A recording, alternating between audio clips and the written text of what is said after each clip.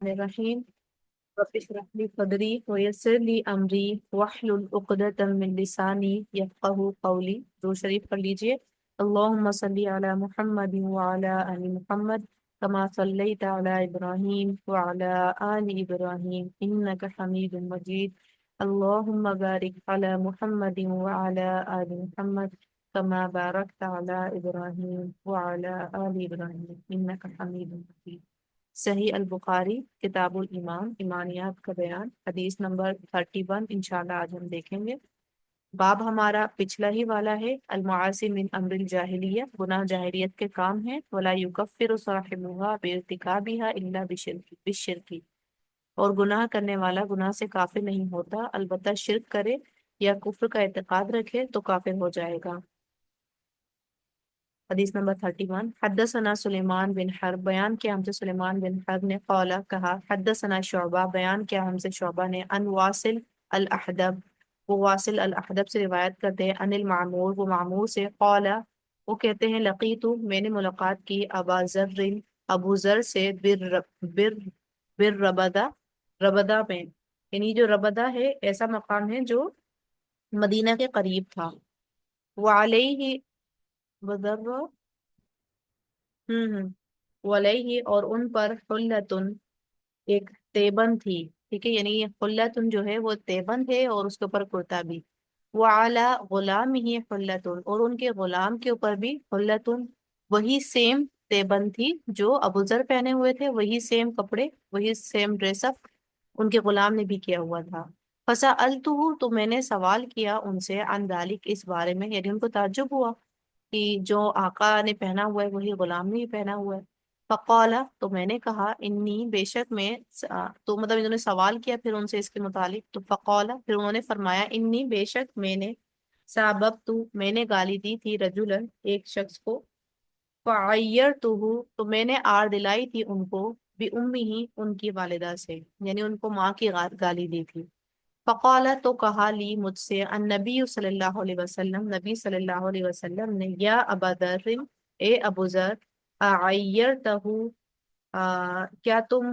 Are دلاتے ہو اس کو، بأمہ، اس کی ماں کی، یعنی تم اس کو اس کی ماں سے آر دلاتے ہو، انکا، بے شک تم، امرؤن، ایک شخص ہو، فی کا، جس میں جاہلیت، جاہلی، جہالت یعنی باقی ہے، اخوانکم، خوالکم، اور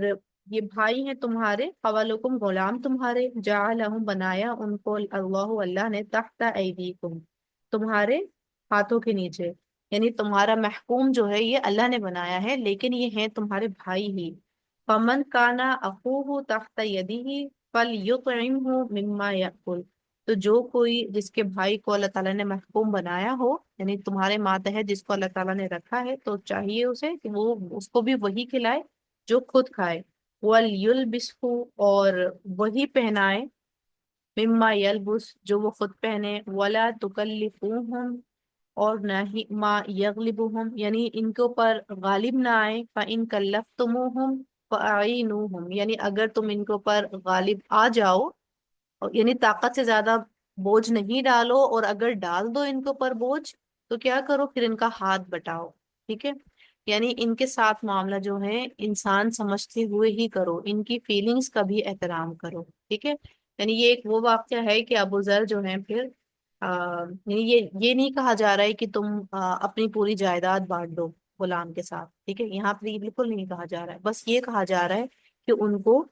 انسان ہی سمجھو، ان کو بھی فیلنگز ان کی سمجھو، ان کے اندر بھی وہ وزن ڈالو جو وہ اٹھا سکتے ہیں،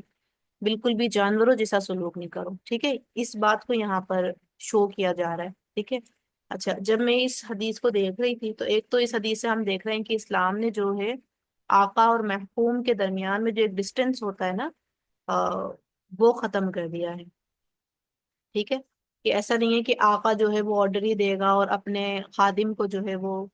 رون کے پھینک دے گا، یعنی اس کو انسان سمجھتے ہوئے اس کے اوپر ذمہ داری ڈالے گا، کیوں؟ کیونکہ وہ ہے اسی کا بھائی، لیکن صرف اللہ نے کیا کیا ہے، ماتحت کر دیا ہے،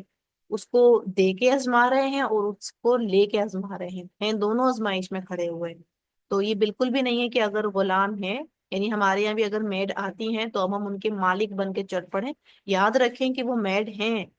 تمہارے ماتحت رکھا ہے اللہ نے، لیکن وہ ہیں تم ہی جیسی، تمہاری بہن ہی ہے وہ، تو ان کے ساتھ معاملہ جو کرنا ہے وہ اسی طرح کا کرنا ہے، لیکن سمجھنا ہے کہ یہ کتنا بھار اٹھا سکتی ہیں، اور اگر کبھی ان کے بھار سے زیادہ ڈالا جائے کام تو پھر کیا کیا جائے، ان کا ہاتھ بٹایا جائے، اوور برڈنائز نہیں کیا جائے. ٹھیک ہے.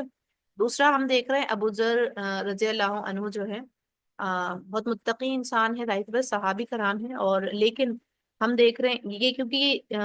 اسلام کی شروع کا دور ہے نا ان کا، بھی یہ بھی نئے نئے مسلمان ہوئے ہیں، تو متقی انسان سے بھی غلطی ہو سکتی ہے. ٹھیک ہے. حالانکہ ابو ذر جو ہیں صحابی ہیں، تو ہم تو کہیں گے کہ ان سے کیسے غلطی ہو گئی، ان کی زبان سے کیسے نکل گیا. تو وہ زبان سے جملہ کیوں نکل گیا، کیونکہ ابھی ابھی نئے نئے مسلمان ہوئے ہیں، تو ابھی چیزیں بہت ساری لرن کر رہے ہیں، تو جہالت کی چیز ابھی باقی تھی. تو یہاں سے ہمیں پتہ چل رہا ہے کہ متقی انسان، پرہیزگار انسان سے بھی کبھی غلطی ہو جاتی ہے.